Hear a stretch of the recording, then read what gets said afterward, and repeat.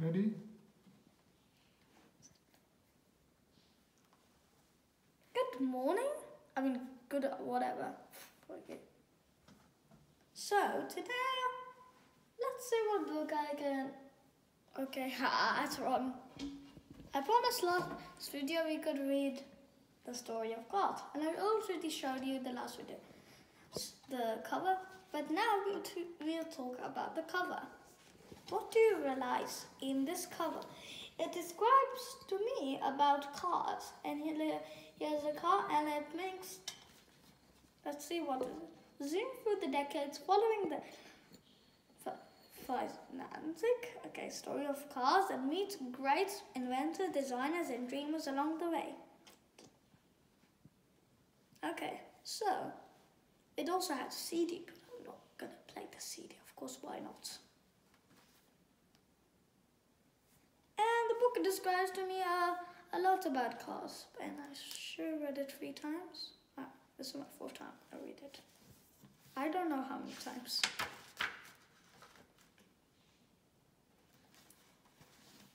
Chapter 1, Early Ideas.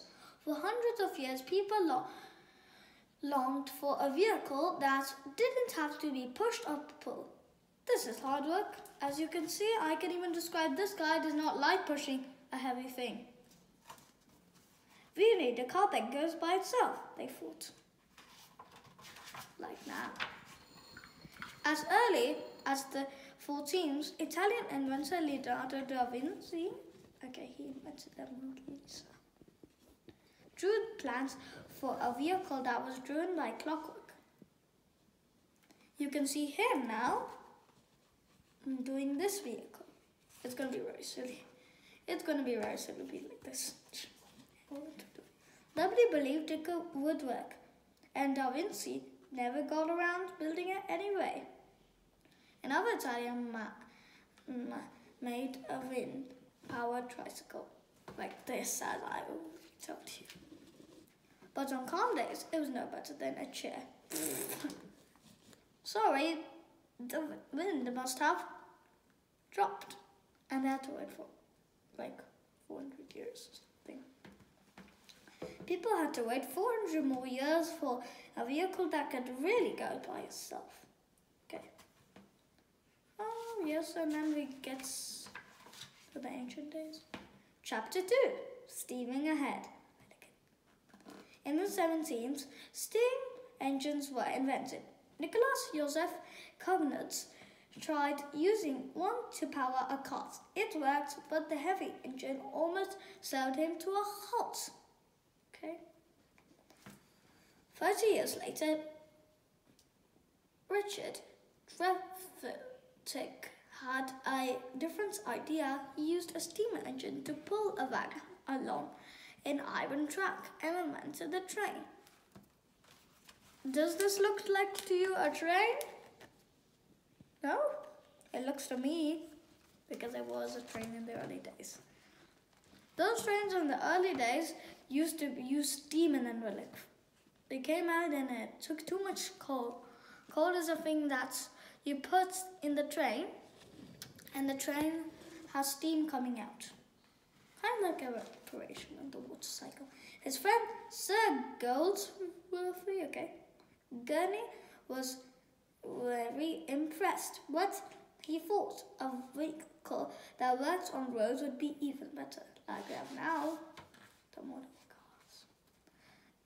Gurney designed a steam passenger coach that didn't need tracks, but it's going to work out bad. On a flat road, it went at 24 kilometers, 15 miles per hour. Uphill, it went very slowly, and downhill, it almost ran away. I can't stop. As people quickly found out, steam vehicles were hard to control and very easy to crash. See, first they start, they have a nice going on the top, and then up here, bang!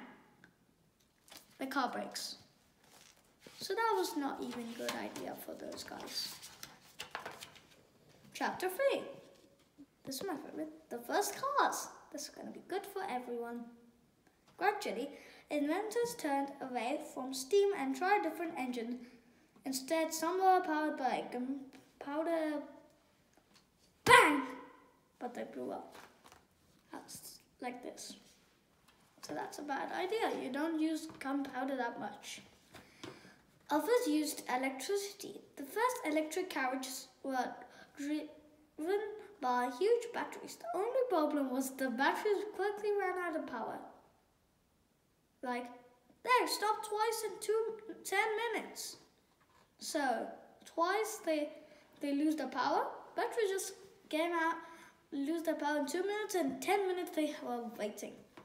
But still, it did not work. Finally, an engine was made that's working using petrol, like we have now. Designed by Etienne Lenoir, and improved by Nicolas Otto. Would this engine be able to power a carriage? Of course, it could, but he hurt himself. Yes, in 1886, German engineer Carl Benz designed and built the first petrol-driven vehicle. It had 3 wheels, 1 seat, and a small engine at the back. Benz was delighted with his invention, and now you should see this. You've done it! Then, the first time he drove it in the public, he crashed into a wall. Bang! Oops! Okay, it looks, and here's the dog. But his vehicle worked, and word spread soon. Other inventors would design a petrol-powered, horseless carriages or cars for short. Around the same time, another German I'm saying a German accent. Gottlieb Daimler built a wooden bicycle with an engine. His son Paul bravely took this motorcycle on its first ride. Good luck, Paul, and came safely home again. That was a good success. And this is the funny one. The following year, Daimler tried his engine inside a carriage. The result was the first 4-wheeled car. This feels much safer, father. Where's the horse? Asked the bird. That's strange, because in those days they had carriages holding horses, and a carriage without horses? That's a bit strange to me. And even today they still have that sometimes. Benz and Daimler kept building cars, but they never drove them very far. One day, Betta Benz decided to take her husband's latest car for a spin. She and her sons drove 100 kilometers, 60 miles to visit our mother, giving the old lady the shock of her life. Hello, mother. You came all the way in that thing? It was very small, and it was 100 kilometers away. That equals 1 hour. To me, it's very interesting. By the 1890s, several companies were making cars in France. Inventors Van Gogh and Levasseur followed Daimler's design with one major challenge: improving the car by Van Gogh and Levasseur. Daimler's version, you need to see this. Daimler's version was like this. His engine was here, and our version for Van Gogh and Levasseur was like this. Do you see? It looks a bit similar, but only thing that's missing is this and this. It looks very similar. After that, most cars had their engines at the front, like we even have today, when I'm not mistaken. Starting a car wasn't easy first. The driver had to crank the engine. This meant turning a stiff handle at the front of the car until a spark managed to fire the engine. On cold days, it took forever as the engine spluttered into action. The driver would leap inside and step on the accelerator. This sent more fuel to the engine. A series of belts and chains connected the engine to the thin, solid wheels. As soon as the driver let the handbrake go, the journey could finally begin. Turning corners was the next challenge. Drivers had to move a wooden stick or tiller to change direction. Luckily, it wasn't long before steering wheels were invented. How to start a car in the early days? 1. Crank up. 2. Jump in. 3. Release brake. 4. Go. That's very hard. But now you're happy. Open the door. Get steering wheel and then we drive. Now it's going to drive. Yes. Chapter 4. Better designs. Okay, chapter 4 was quite long. And this is about race. Every car company boasted that their designs were best. So in 1895, they decided to have a race from Paris to Bordeaux and back again to show who's right. Paris, France to Bordeaux, 1,130 kilometers, 700 miles, and 48 hours later, the race was won by a Panhard Levasseur car. The Michelin brothers were there too, showing off their new inflated wheels. They had 22 punctures on the way, but the crowd still thought their tires were great. Okay? You can see this is a long way, and I did not know it was 1,000 kilometers. I thought it was 300, and now it's like kind of like 300 or 400. In France, where the race took place, there was no speed limit. Why do we have to drive at a snail's pace? Grumbled British drivers, according to the red flag. Because in Britain, you know, the maximum speed is 45 today. Red flag act.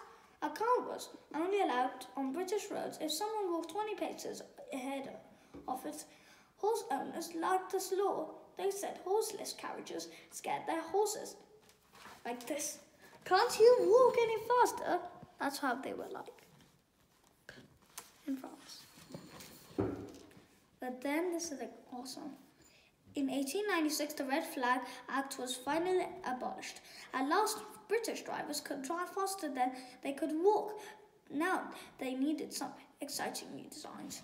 British engineer Henry Royce dreamed of making a really comfortable car, but he was too poor to do it on his own. Bad luck. It was in his dream while he was sleeping. Okay. Luckily, in 1904, he met Charles Rose, a rich landowner who loved motoring. With Rose money and Royce skills, the two men went into business. In 1907, they launched the first great luxury car, the Rolls-Royce Silver Ghost. The Rolls-Royce Silver Ghost. Believe that? It is the best car in the world. It's so expensive. So, does anyone have the Rolls-Royce? Please comment down below and we'll see if you're right. The Silver Ghost, okay, was a dream to drive, but not very practical on rough, potholed roads. In America, engineer Ransom Olds took a different approach. He created a car that could cope with bumps and named it the Oldsmobile. Is it just like you have an Oldsmobile to me? No. Slow down, the hands are escaping. Okay, this is very silly cars. Now, with its lightweight frame and strong springs, the Oldsmobile was perfect for countryside roads. So, if you're going to a city by city, it'll be bad in the city. Okay, but looks like you have to live in a village always. With that car, you gotta live in the village. Oh god, this is gonna be fun. But Americans in the city wanted something more snazzy. When the Mercer Car Company created the Speedster and the receipt bounce, okay, it's funny. Its rich customers were delighted. Let's overtake the green race bow, chapter 5 of Family Car. Early cars were so expensive to make, only a handful of people could offer them.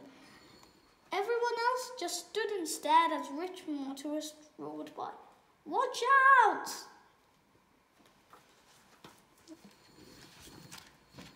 Okay, we're gonna reach until the funniest page of me. I love. When One day, an American engineer had a vision. Wouldn't it be wonderful if every family had a car, he thought. The engineer's name was Henry Ford, and he was determined to make cars cheaper. I love Henry Ford. He's one of my favorite car makers. See, he's thinking about that, and he did it like with his guys. He set up a large factory in America. He's from Michigan, and positioned his workers in a long line. This way, lots of cars could be assembled at the same time. Since the cars were built from identical parts, they all looked exactly the same. For example, now you have a BMW, it looks blue, and the other BMW is exactly the same. And another example is, for example, Irish Skoda Kodiaq, and if that's black, and the other person has the Skoda Kodiaq that's black. It can be possible. And you see his workers? Looks like this is going to get to a good task, says Henry.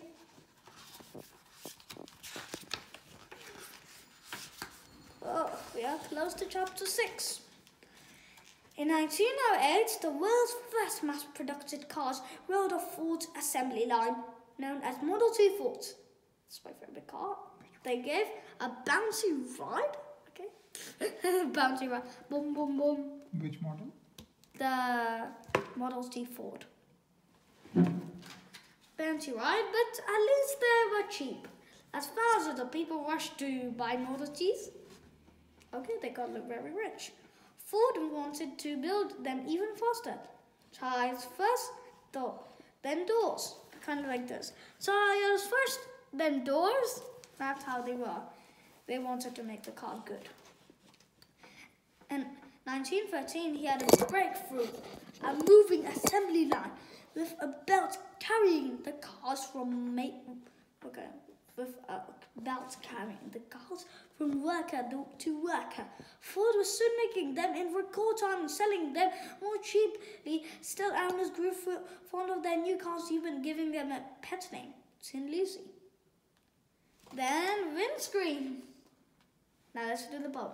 Tires first, then doors, then windscreen. Tires first, then doors, then windscreen. That's the poem. Okay, here we will come. Chapter 6.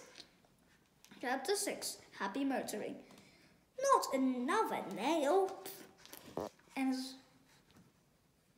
tires are broken. As tires are broken.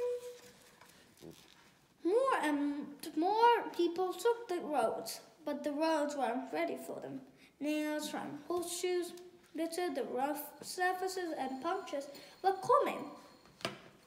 Even worse, with no road signs, drivers didn't know what was coming next, so lots of cars crashed over it into like this. Let's control the car, and then yikes!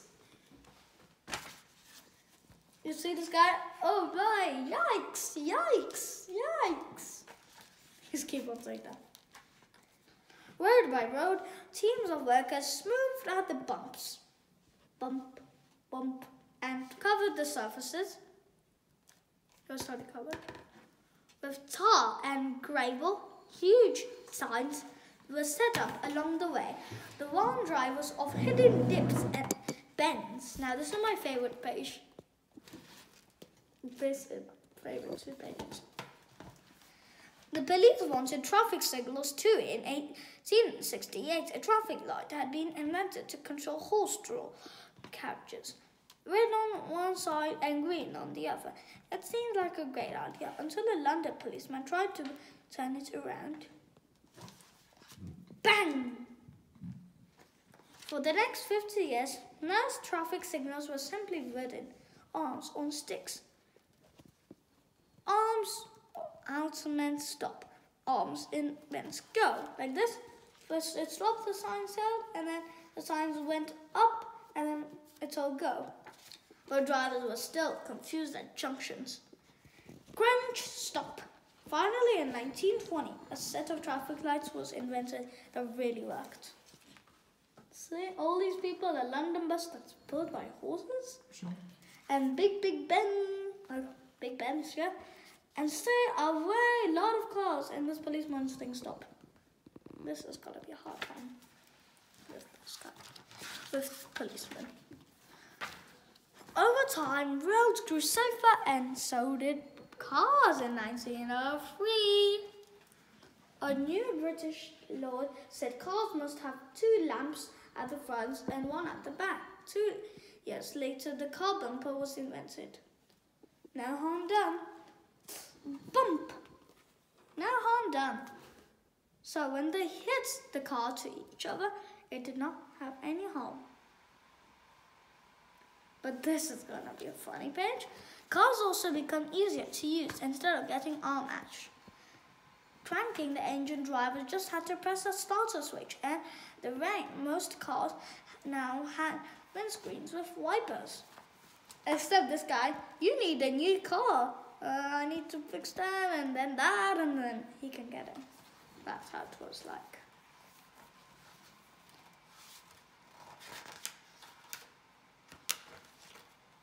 Motoring was great fun, but not everyone was happy. In Britain, there was a new speed limit of 32 kilometers 20 miles. That's what I was talking about a couple of chapters before.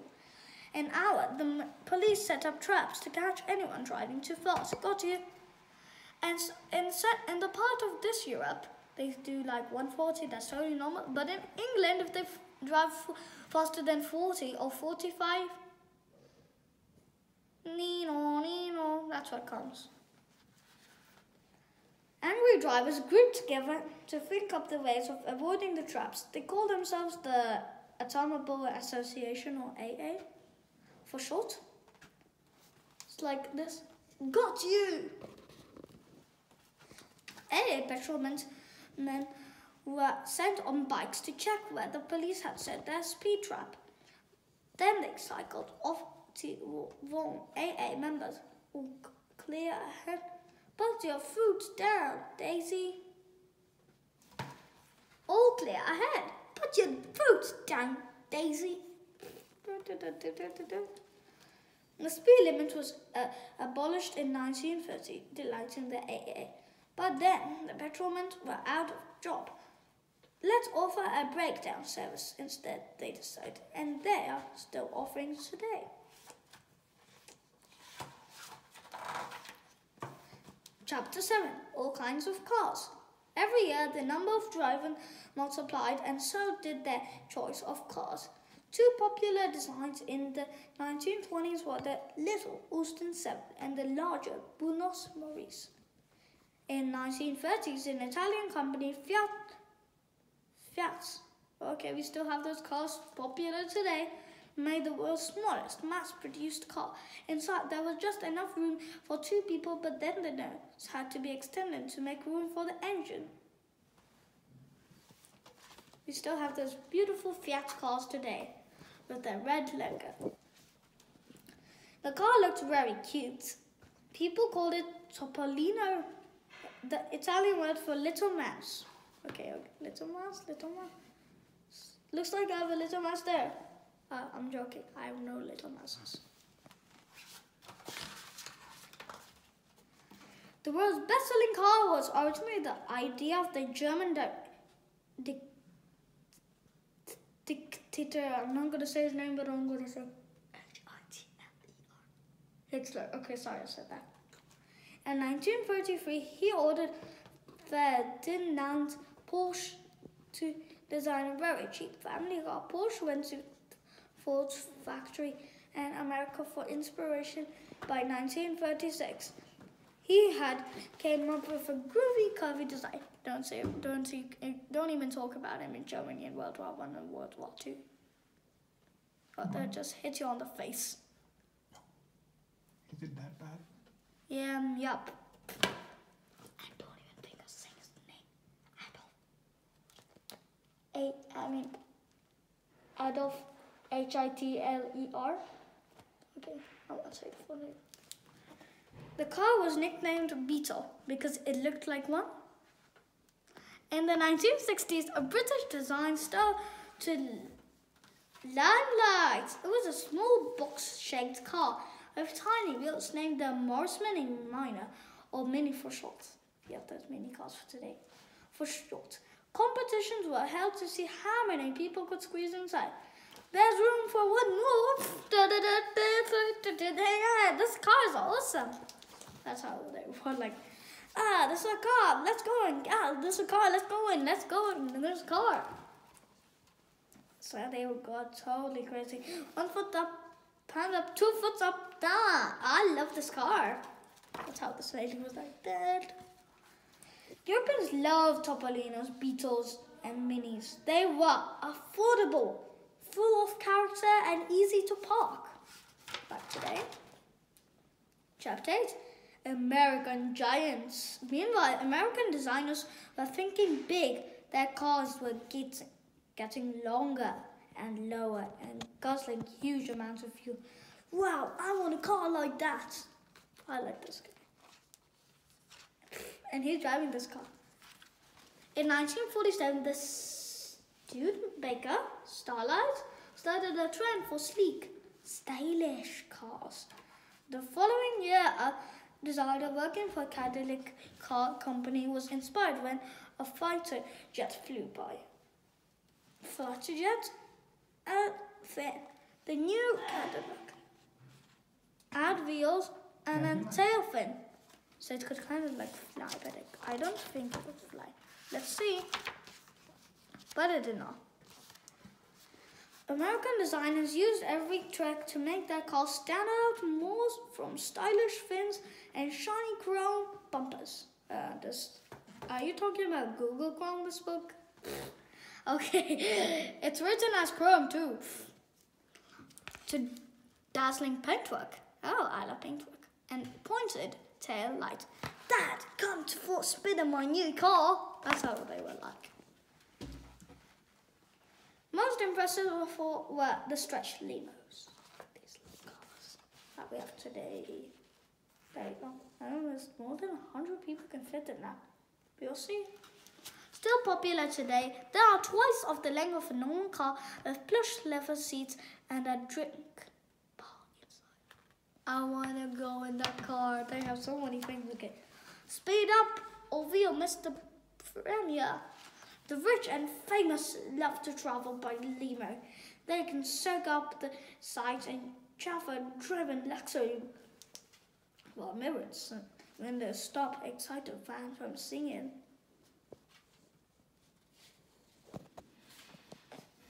Okay, that's a famous car. Much cheaper and more practical was the 1960 station wagon, a huge box on wheels.